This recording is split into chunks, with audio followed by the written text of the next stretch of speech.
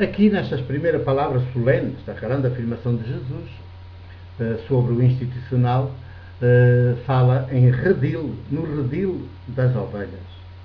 Aquele que não entra pela porta no redil das ovelhas,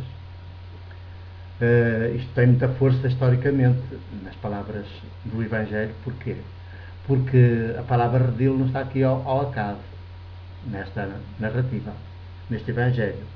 O redil das ovelhas, tomado à letra, não de forma simbólica, mas mesmo à letra, era o espaço no templo de Jerusalém, onde permaneciam as ovelhas, os animais, mas sobretudo as ovelhas, para os sacrifícios cruentos no altar, que eram realizados pelos sacerdotes, os dirigentes religiosos, no templo, dia e noite, ininterruptamente.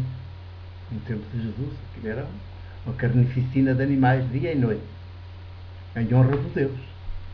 Já estamos a ver que Deus, que gosta dessas coisas, que Deus é. Que é um falso Deus, é evidente.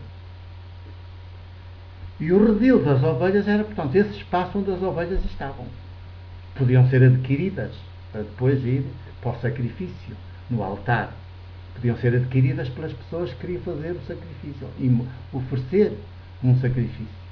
Tinham de comprar a ovelha, o animal do sacrifício, aos sacerdotes, que eram os que as vendiam, porque assim havia a garantia de que elas eram perfeitas, não tinham nenhum defeito.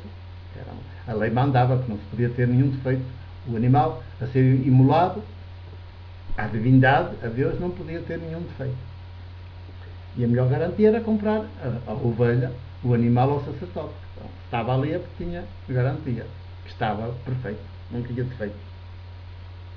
E por isso era o grande negócio dos sacerdotes. E aqui está, o redil das ovelhas. Já estava no sítio para onde depois seguiam para o matadouro, para o altar, onde eram mortas pelo sacerdote, imoladas em honra de Deus e depois queimadas.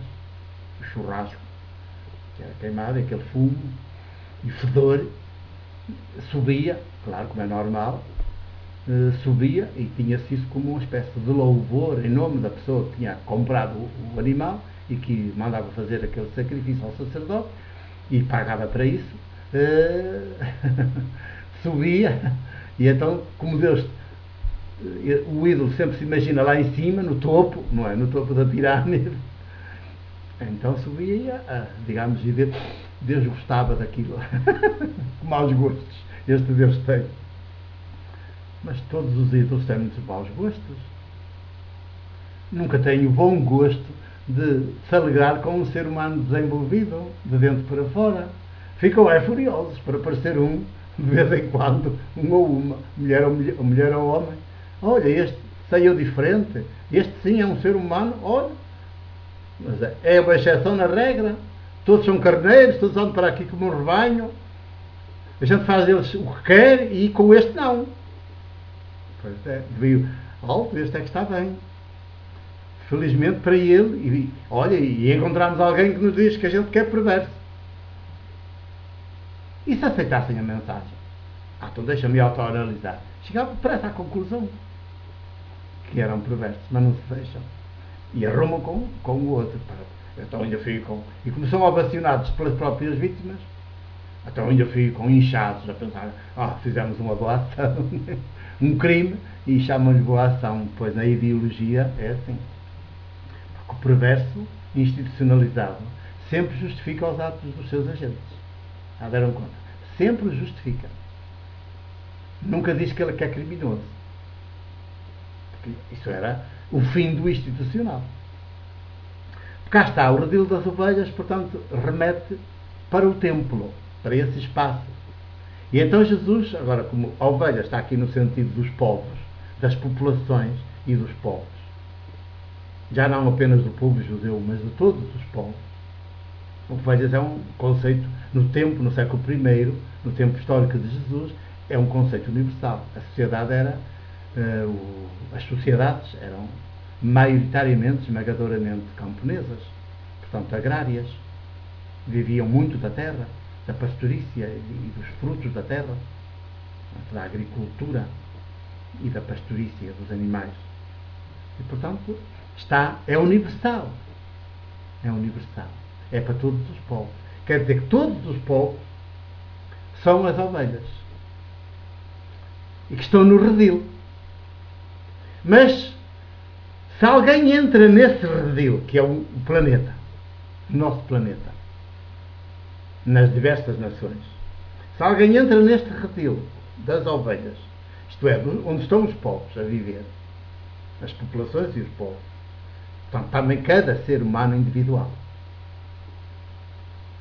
mas não entra pela porta, entra por outro lado, sobe por outro lado, sobe, até tem a palavra subir, sobe por outro lado, cá está a carreira, subir na carreira, sobe, chega ao topo, teve de subir na carreira, e quanto eles se esforçam por subir na carreira,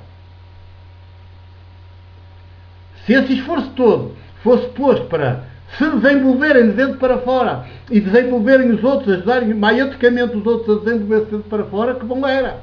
Mas não. Fazem um esforço heroico para subirem na carreira. Que é para ter mais aquele privilégio, para ter mais aquela regalia.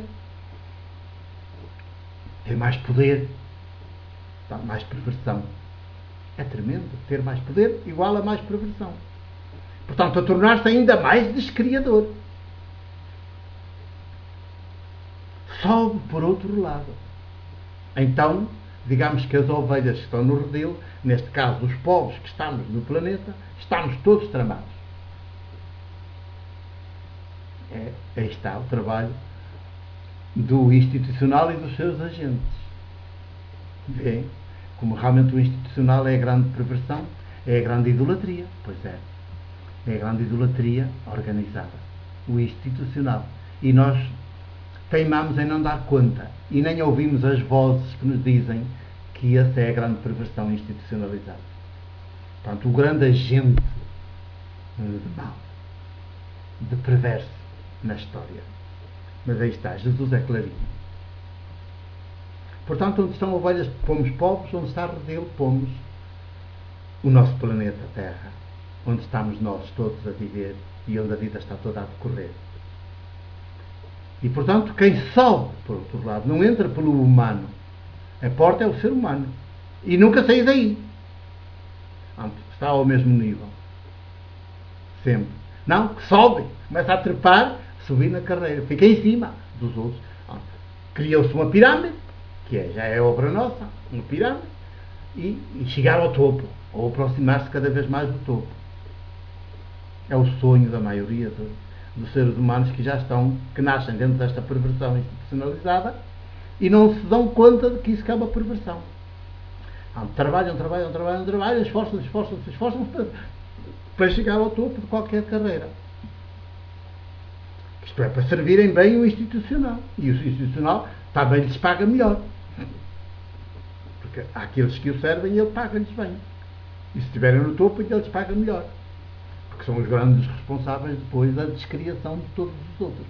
Os grandes agentes da descriação. Estão a ver um bispo residencial, um pároco, embaixo. Depois um bispo residencial, ao nível de poder religioso e eclesiástico. Depois um cardeal e um papa lá em cima, uma cúria e tal. É horrível. Ao nível do poder político. E de poder político armado. Não há poder político que não seja armado. Também lá vão fazendo carreira, começam por assim por baixo e lá vão por aí fora. Até chegar ao topo.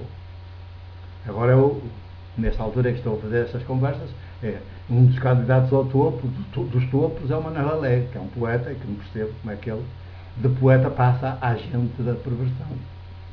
No topo da carreira do poder político armado. Porque depois, sendo Presidente da República, se lá chegar, fica chefe das Forças Armadas. Horrível. Um poeta chefe das Forças Armadas. Que contradição. Mas a malta parece que anda toda cega. E anda mesmo. Anda toda cega, não parece, anda. E não se dão conta disto, destas contradições todas. Até do ridículo em que caem perante os seres humanos. Já perseguimos.